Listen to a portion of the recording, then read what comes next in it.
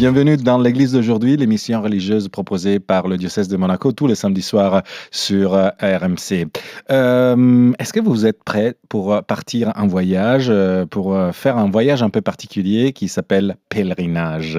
On en a parlé déjà à plusieurs reprises sur RMC dans l'Église d'aujourd'hui, mais aujourd'hui, je vais vous parler d'un pèlerinage particulier, tout en terre bretonne, avec Gaël Delabrosse, qui est l'auteur de Trobrights, Les chemins du paradis, un livre qui est paru chez Salvatore. Bonjour Gaël. Bonjour. Alors, de quoi on parle dans cet pèlerinage? Parce que, bon, je précise que pour les auditeurs que vous êtes une spécialiste des pèlerinages, parce que vous êtes journaliste, éditrice, écrivain et surtout pèlerine, et vous avez écrit plusieurs guides. Qu'est-ce qu'il y a dans ce pèlerinage de Trobrights pour des particuliers? Alors, Trobrights, c'est un mot breton, bien sûr. Tro veut dire tour et Breizh veut dire Bretagne. Donc, c'est un pèlerinage circulaire qui fait le tour de la Bretagne par les 7 évêchés. Et donc, on va vénérer les 7 saints fondateurs de la Bretagne, Saint-Malo, Saint-Hugues-du-Hal, Saint-Corentin, Saint-Brieuc, etc., Saint-Sanson, dans leurs évêchés. Et donc, ce sont les 7 saints fondateurs de la Bretagne. Donc, ce sont des saints qui sont venus entre le 5e et le 7e siècle pour 5 d'entre eux. Les 2 autres étaient autochtones. Et ils sont venus évangéliser la Bretagne. Donc, ils venaient en fait de Grande-Bretagne. Et la Bretagne s'appelait autrefois l'Armorique. Donc, ils ont baptisé la Bretagne de ce fait. Bretagne qui s'appelait Armorique est devenue la Bretagne, parce qu'ils venaient de Grande-Bretagne, du Pays de Galles, en fait. Voilà. Sur la couverture de votre livre, que ceux qui nous regardent sur la chaîne YouTube du diocèse de Monaco, on voit que il y a aussi, c'est une histoire aussi de renaissance, parce que il y a 30 ans, on a redécouvert ce chemin. Exactement. Donc, ce pèlerinage a été pratiqué au Moyen-Âge, essentiellement entre le XIIIe et le XVe siècle. Il a ensuite subi un déclin au XIXe siècle, essentiellement déclin dû au pèlerinage mariaux, qui ont pris plus d'importance. Et donc, le pèlerinage a été baptisé Trobrights. Il s'appelait autrefois Circuitus Britanniae, donc circuit autour de la Bretagne, ou pèlerinage des 7 saints. À partir de la fin du XIXe, il a été baptisé par l'abbé Lucot Trobrights.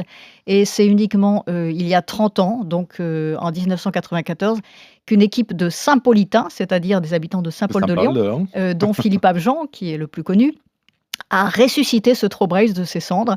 Et donc, chaque été, il y a entre 1000 et 2000 personnes qui font une des étapes du Trobrights entre 2 cathédrales. Oui, parce que quelles sont les distances déjà, plus ou moins? Enfin, elles ne sont pas tous pareilles, j'imagine. Alors, nous, quand on l'a fait en 1996, alors moi, je l'ai fait avec 2 amis qui avaient 2 enfants de 5 et 6 ans. On avait 2 ânes, une carriole pour trimballer les enfants, etc. Vous êtes équipés. Du coup, on a dû passer par les petites routes et donc on l'a fait en 620 km. Cela dit, donc, la plupart du temps, on préfère quand même faire ça par des sentiers de randonnée. Oui. Et donc, il y a un guide, notamment édité par François Lepère, qui fait ce chemin en à peu près 800 km, un bon mois. Oui, donc entre une cathédrale et l'autre, qu'est-ce qu'il y a? 150, 200 km? Eh oui, ça dépend beaucoup en fait des cathédrales. Par exemple, entre Saint-Paul-de-Léon et Dole, entre Saint-Malo et Dole, c'est très court. C'est à peine une journée. Mais par exemple, entre Quimper et Saint-Paul-de-Léon, où on traverse les monts d'Arès, qui est sur la couverture, là, c'est beaucoup plus long. Alors voilà, on peut pas, en général. Si on compte un mois en tout, en général, c'est entre 3 et 5 jours voilà. Et puis, justement, vous l'avez mentionné, il y a le Mont d'Arrée, qui est très particulier, surtout depuis quelques années, non? Exactement, voilà. Il y a une histoire enflammée. Eh oui, enflammée, voilà. Et heureusement, ils ont eux aussi rené de leurs cendres. Mais c'est une des très très belles étapes. On part de Quimper et on va à Saint-Paul-de-Léon. Nous, d'ailleurs, on a fini par cette étape-là. Et donc là, on est dans une nature sauvage. Et c'est ça aussi, le Trobrights, en fait. Il passe pas par le sentier des douaniers, le sentier côtier. On découvre vraiment une Bretagne intérieure, donc l'Argoat, c'est-à-dire la Bretagne boisée, L'arrière-pays. l'arrière-pays, et l'Armor, donc la Bretagne qui est plus proche de la mer, mais ce ne sont pas du tout des sentiers touristiques. Et c'est aussi pour ça que je vous encourage vraiment à faire le Trobreise. Et on rappelle justement que sur cette petite église qu'on voit toujours sur la couverture de votre livre, je mentionnais une histoire particulière parce que il y a quelques années a failli partir en fumée Et oui, à cause d'un incendie qui en fait l'a encerclée. construit, ouais. Et elle est restée sain et sauve. C'est une église dédiée à Saint-Michel, Exactement. qui est en voisin de la Bretagne, même si certains disent que c'est déjà de la Bretagne. Je ne veux pas rentrer dans dans ce débat, mais voilà, c'est assez particulier. Et un lieu en hauteur, hein, comme tous les lieux ou la plupart des lieux dédiés à Saint-Michel. Mhm. Saint-Michel étant un archange, et donc c'est un lieu en hauteur. Oui, Voilà. nous- C'est un lieu magnifique. Et il y a 2 lieux dédiés à Saint-Michel qui, lors de l'incendie que vous rappelez, ont été protégés. Donc, c'est très intéressant aussi de découvrir cette présence qui est un peu, comment dire, particulière et en plus, voilà, elle a fait la une des journaux il y a quelques années, justement, et parce que c'est honnêtement, ça a manqué de peu qu'on puisse Exactement. perdre ce patrimoine.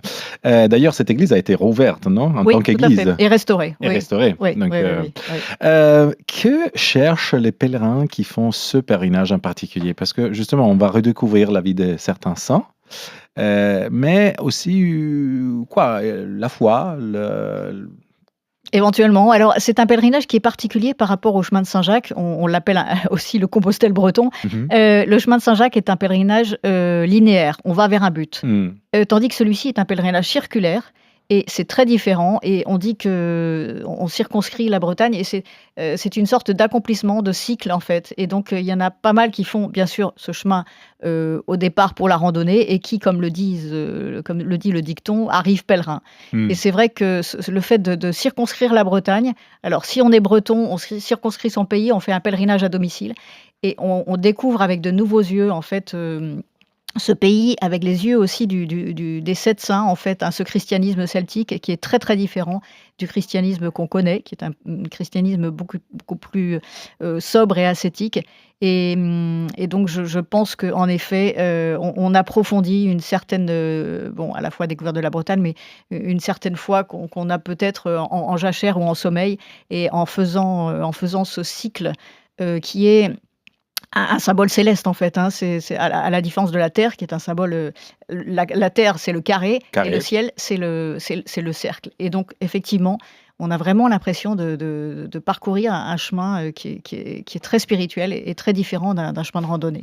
Est-ce que vous avez un saint préféré parmi les 7 saints fondateurs des diocèses de Bretagne? Alors, moi, je suis originaire de Brest et du coup, alors ça pourrait être Saint-Paul de Léon parce qu'on est parti de Saint-Paul étant de diocèse, mais c'est Saint-Corentin, je pense, qui me parle le plus parce que la cathédrale de Quimper est quand même un haut lieu. Et puis, ce saint qui, dans la forêt, multiplie les poissons, enfin voilà, quelque chose d'assez christique quand même.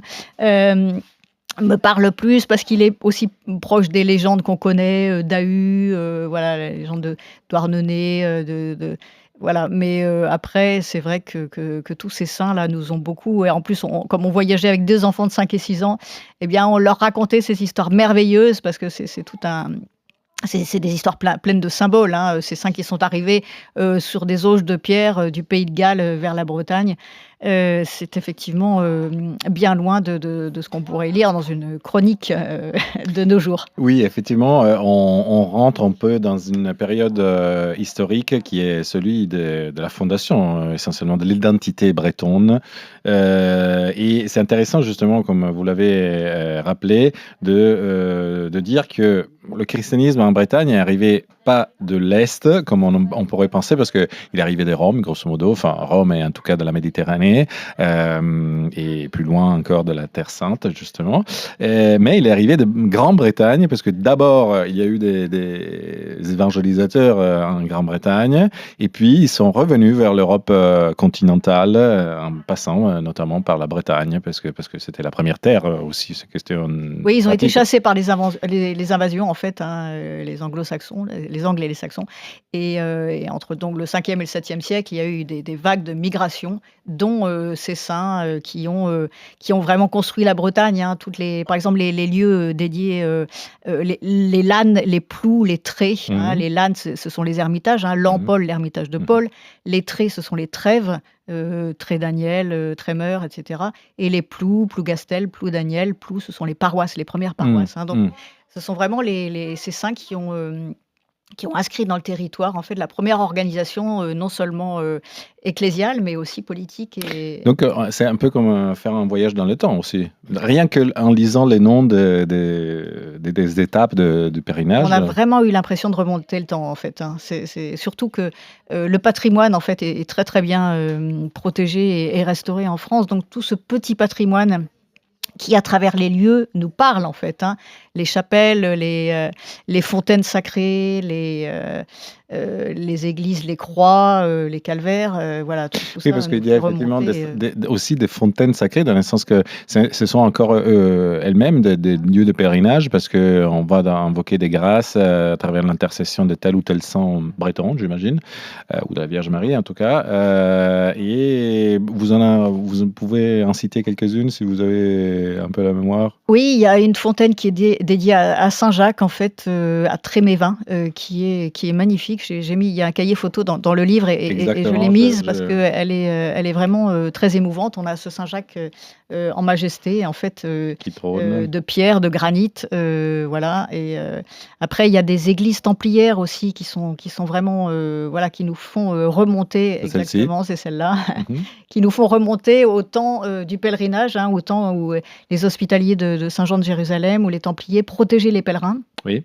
Et donc, on a des lieux, par exemple, auprès de Quimper, il y a un certain Ronan Perrenou qui s'est installé à l'endroit même où les Templiers, ou les hospitaliers de Saint-Jean de Jérusalem, pardon, protégeaient les pèlerins et les aidaient, avaient bâti un hôpital, en fait, Oui. un hospital. Et donc, ça s'appelle Hospital Bodelio. Et puis, combien, 10 siècles après, Ronan Perrenou s'est installé là pour accueillir les pèlerins. Il y a Euh, toute cette tradition. Il y a dans le livre aussi, on peut retrouver vraiment des cartes de votre chemin avec des indications, par exemple aussi des lieux de bivouac, donc des informations pratiques aussi. Oui, tout à fait. Il y a une annexe pratique. Là, c'est la carte de notre itinéraire, mais à la différence des chemins de Saint-Jacques, il n'y a pas un itinéraire Oui. historique. Il y a le fait de relier les 7 cathédrales. Et il y a simplement 2 endroits où on est sûr que les pèlerins passaient. C'est Saint-Avé près de Vannes et Loc Maria à Nent, Mhm. près de Quimperlé. Loc Maria à Nent, ça veut dire le lieu de Marie, le chemin, voilà, Loc, le lieu, Lieu Marie, Marie, pardon, à Nent du chemin. du chemin. Voilà, Notre-Dame du chemin. Et 7, c'est aussi un Oui, chiffre bien sûr. important Bah dans la oui, Bible, dans l'Évangile. exactement, les 7 sacrements, voilà, et on a plein de 7 saints, hein. Là, ce sont les 7 saints de Bretagne, mais il y en a bien d'autres. Ouais. Les 7 d'Ormond d'Éphèse, bien sûr. Et le 7, c'est aussi comme le cycle, en fait, c'est une C'est la totalité, perfection. c'est la perfection. Oui. Voilà, oui. Est-ce que vous avez aussi retrouvé des traces, des choses qu'on n'imaginait pas, enfin, ou qu'on avait perdu un peu de vue?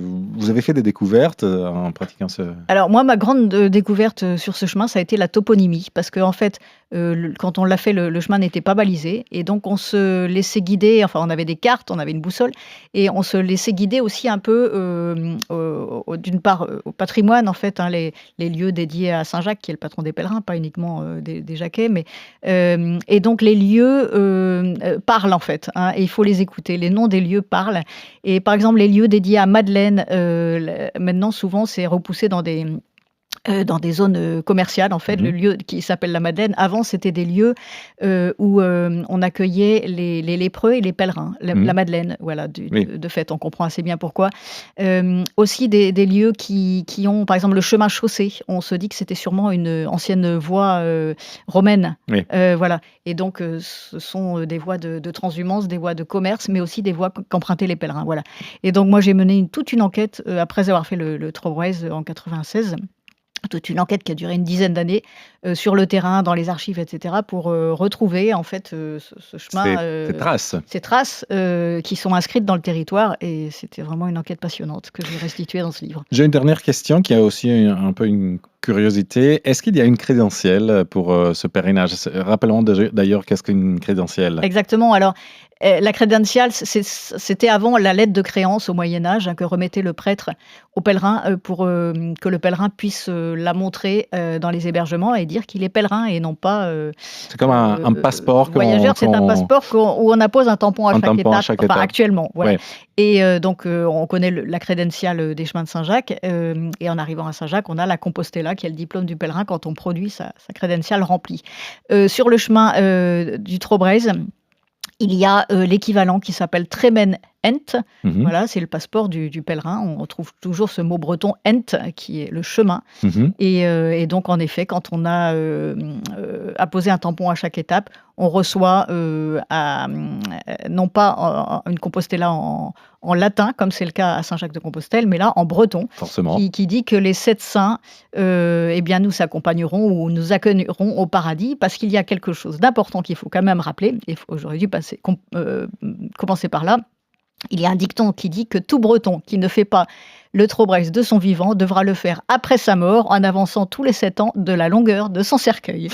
Et donc, on termine avec cet avertissement et cette invitation, et une invitation au pèlerinage Trobrez, le pèlerinage autour de la Bretagne, auquel vous avez dédié un livre, Gaël Delabrosse, qui vient de paraître chez Salvatore. Je vous remercie, Gaël, Merci pour à vous. ce voyage que vous nous avez fait faire ce soir. Je rappelle que cet épisode est disponible en podcast sur le site et sur l'app de RMC. Et je souhaite une bonne nuit à tout le monde et que Dieu vous bénisse. Bonne route.